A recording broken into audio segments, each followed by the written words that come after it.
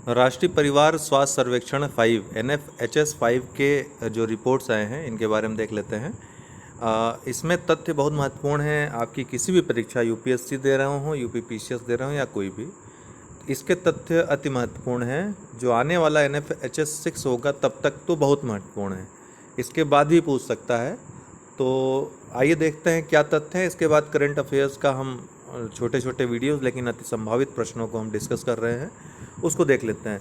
लिंगानुपात देखें तो NFHS 5 के आंकड़ों से पता चलता है कि 2019 से 2021 में इस अवधि में देश में 1000 पुरुषों पर 1020 महिलाएं थीं। यह किसी भी NFHS सर्वेक्षण आज तक जो इसके पहले 4 हुए हैं उसके साथ साथ 1881 से जो जनगणना हो रही है उसके बाद जितनी जनगणनाएं हुई अब तक की सबसे ज़्यादा प्राप्त लिंगानुपात का आंकड़ा है। मतलब 1000 पुरुषों पर 1020 महिलाएं लिंगानुपात में ये आंकड़ों में आ रही हैं। 2005-06 के NFHS में लिंगानुपात 1000 था या महिलाओं और पुरुषों की संख्या बराबर थी। कब? 2005-06 वाले जो NFHS जो हुए थे, सर्वेक्षण हुए थे, उसमें लिंगानुपात 1000 था। जन्म के समय लिंगानुपात की बात करें तो आपने देखा लिंगानुपात 1000 पुरुषों पर 1020 वयस्क महिलाएं थीं, ऊपर आपने देखा। लेकिन जन्म के समय जो लिंगानुपात है वो 1000 में लड़कों में 952 लड़कियां हैं। तो यहाँ पे विषम स्थिति अभी भी बनी हुई है जन्म के समय लिंगानुपात में। लेकिन अगर जनगणना से आप कंपेयर करेंगे तो आपको काफ़ी अच्छी स्थिति यहाँ पे दिखाई पड़ेगी।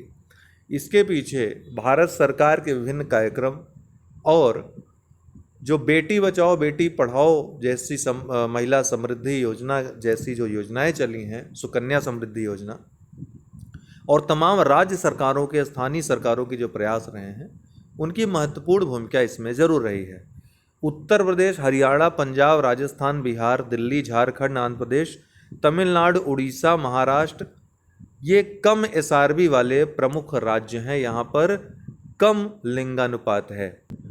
TFR कुल प्रजनन दर जो है, टोटल फर्टिलिटी रेट, भी उस सीमा से नीचे आ गया है जिस पर जनसंख्या के खुद को एक पीढ़ी से दूसरी पीढ़ी में बदलने की उम्मीद है। तो 2019 से 2021 की अवधि में TFR 2 था, जो प्रतिस्थापन प्रजनन दर 2.1 से ठीक नीचे था। प्रतिस्थापन प्रजनन दर 2 पे 1 को माना जाता है, लेकिन यहाँ पे TFR 2 था 2.1 से भी नीचे। 2019 से 2021 की अवधि में ध्यान रखिएगा। ग्रामीण क्षेत्रों में TFR अभी भी 2.1 है, ये भी ध्यान रखिएगा कि ग्रामीण क्षेत्रों में अभी भी TFR टोटल फर्टिलिटी रेट 2.1 ही है। शहरी क्षेत्रों में TFR 2015-16 NFHS जो चौथा था उसमें ही प्रतिस्थापन प्रजनन दर से नीचे चला गया था। शहरी क्षेत्रों में सर्वेक्षण से पता चलता है कि देश में अंडर 15 जनसंख्या की हिस्सेदारी 2015-16 में 28.6% से घटकर 2019 से 2021 की अवधि में 26.5% हो गई है। तो इतना अंतर आ गया है। 28.6% जो 15 वर्ष की आयु के अंदर के जो लोग थे उनकी जनसंख्या, वो हिस्सेदारी जो है संपूर्ण जनसंख्या में घट करके 26.5% हो गई है। बच्चों के पोषण की बात करें तो अखिल भारतीय स्तर पर बाल पोषण संकेतकों में थोड़ा सुधार दिखाई देता है। क्यों? क्योंकि स्टंटिंग 38% से घटकर 36% हो गया है, वेस्टिंग 21% से 19% हो गया है, और कम वजन 36% से घट करके 32% हो गया। तो तीनों में आपको घटाव नजर आएगा। अधिक वजन वाले बच्चों की हिस्सेदारी बढ़ गई है, ये ध्यान रखिएगा। 2.1% से बढ़ करके 3.4% हो गई है।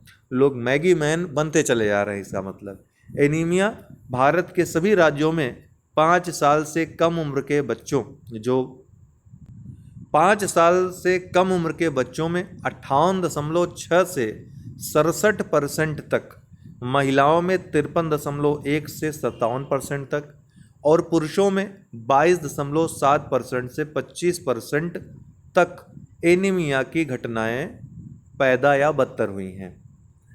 ये माना जाता है कि 20% से 40% के अंतर्गत जो घटनाएं होती हैं उनको मध्यम माना जाता है। तो पुरुषों में तो मध्यम हुई हैं, लेकिन बाकी महिलाओं और बच्चों में अगर देखा जाए तो ये बदतर स्थिति है।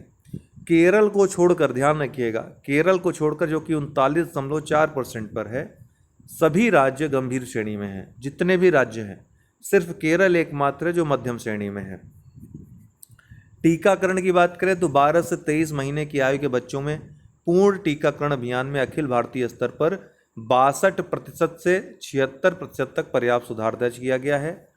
14 राज्यों या केंद्र शासित प्रदेशों में 14 में से 11 में 12 से 23 महीने की आयु के 3/4 से अधिक बच्चे पूरी तरह से टीकाकरण के साथ हैं, अर्थात टीकाकरण हो रहा है। और यह उड़ीसा के लिए उच्चतम है। तो उड़ीसा में टीकाकरण का जो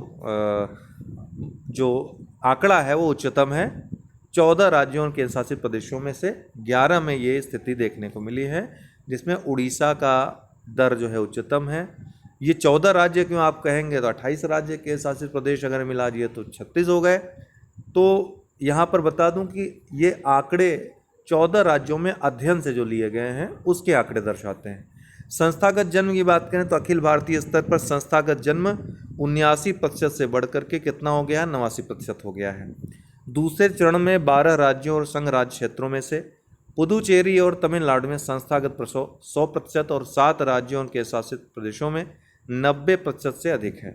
संस्थागत जन्मों में वृद्धि के साथ साथ कई राज्यों और संघ राज्य क्षेत्रों में विशेष रूप से निजी स्वास्थ्य सुविधाओं में सी सेक्शन प्रसव में भी पर्याप्त वृद्धि हुई है। परिवार नियोजन की बात करें तो समग्र गर्भ निरोधक प्रसार दर अखिल भारतीय स्तर पर पंजाब को छोड़कर, ध्यान रखिएगा, पंजाब को छोड़कर लगभग सभी चरण 2 राज्यों संघ राज्य क्षेत्रों में 54% से बढ़कर 67% हो गई है। बच्चों को स्तनपान की बात करें तो 6 महीने से कम उम्र के बच्चों को विशेष रूप से स्तनपान कराने से अखिल भारतीय स्तर में 2015-16 में 55% से 2019-21 में 64% तक सुधार हुआ है। दूसरे चरण के सभी राज्य और संघ राज्य क्षेत्र भी काफ़ी प्रगति दिखा रहे हैं। महिला सशक्तिकरण की बात करें तो महिला सशक्तिकरण संकेतक अखिल भारतीय स्तर पर और सभी चरण 2 राज्यों अर्थात चरण 2 में जिन राज्यों का सर्वेक्षण हुआ है संघ राज्य क्षेत्रों में काफ़ी सुधार दर्शाते हैं। ध्यान रखिएगा, स्टेटमेंट में अगर सुधार की जगह बदतर स्थिति कहेगा तो गलत हो जाएगा। अखिल भारतीय स्तर पर महिलाओं के बैंक खाते संचालित करने के संबंध में NFHS 4 और NFHS 5 के बीच उल्लेखनीय प्रगति, अर्थात 53% पहले था NFHS 4 के मामले में, अभी 79% हो गया है। दूसरे चरण में प्रत्येक राज्य और केंद्र शासित प्रदेशों में 70% से अधिक महिलाओं के पास परिचालन बैंक खाते हैं। अब NFHS 5 के जो आंकड़े 2021-22 में वित्त मंत्री ने जो जिक्र किए, कुल जन्म दर और पिछले 5 वर्षों में पैदा हुए बच्चों के लिए जन्म के समय लिंगानुपात की बात वित्त मंत्री ने कही। उसमें क्या क्या कहा महत्वपूर्ण, तो राज्य में सबसे ज़्यादा जन्म दर अगर देखा जाए तो बिहार में है 3.0 है। वहीं लिंगानुपात देखें तो त्रिपुरा में रही 1028। राज्यों में सबसे कम जन्म दर कहाँ रही, कुल जन्म दर तो सिक्किम में रही। और राज्यों में अगर देखा जाए सबसे कम लिंगानुपात कहाँ रहा तो 838 ये गोवा में रहा। केंद्र शासित प्रदेशों में सबसे ज़्यादा जन्म दर कहाँ रहा, दादरा नगर हवेली और दमन दीव 1.8 यहाँ पे रहा।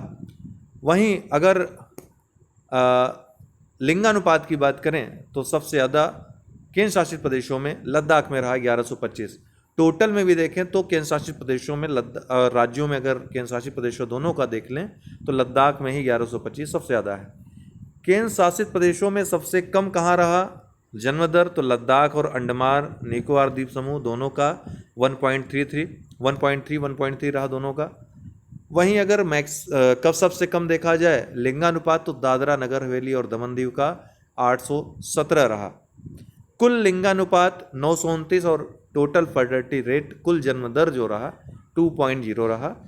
तो ये वित्त मंत्री ने जो आंकड़े प्रस्तुत किए, ठीक है, आर्थिक सर्वेक्षण में अभी तक के जो आंकड़े आए हैं उसके अनुसार। फेक बस्टर नामक एक अनोखा डिटेक्टर विकसित किया है किसने? ये क्या है? डिटेक्टर है, फेक बस्टर नाम है। इसे आईआईटी रोपड़ ने ऑस्ट्रेलिया का एक विश्वविद्यालय है, मानाश विश्वविद्यालय नाम है, उसके सहयोग से विकसित किया है। दुनिया का पहला जीवाश्म मुक्त स्टील विकसित किया है किसने? तो स्वीडन ने विकसित किया है दुनिया का पहला जीवाश्म रहित स्टील। अंडर 19 एशिया कप 2021 ये कहाँ पर आयोजित हुआ? दुबई में, दिसंबर 2021 में। भारत ने सीरीज जीती, किसको हराकर? श्रीलंका को डकवर्थ लुइस नियम के अनुसार हराया। हरनूर सिंह पन्नू जो कि भारत की हैं प्लेयर ऑफ द सीरीज रही। ऑस्ट्रेलियन ओपन 2022 मेल में राफेल नडाल ने जीता, स्पेन के खिलाड़ी हैं। इन्होंने डेनियल मेदवेदेव रूस के हैं, उनको हराया। महिला में एशले बार्टी ऑस्ट्रेलिया की हैं, संन्यास भी ले लिया इन्होंने बहुत कम उम्र में।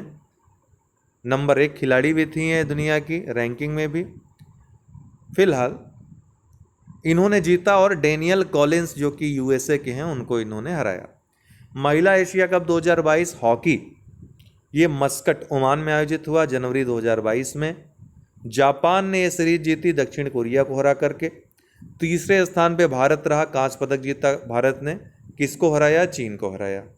गोल्डन पिकॉक पर्यावरण पुरस्कार 2021 बहुत महत्वपूर्ण है, पूछा भी जा चुका है भूत में। तो सेल ने जीता, स्टील अथॉरिटी इंडिया लिमिटेड ने गोल्डन पिकॉक पर्यावरण पुरस्कार 2022 जीता। ठीक है, तो इन आंकड़ों को देख लीजिएगा। बहुत बहुत धन्यवाद।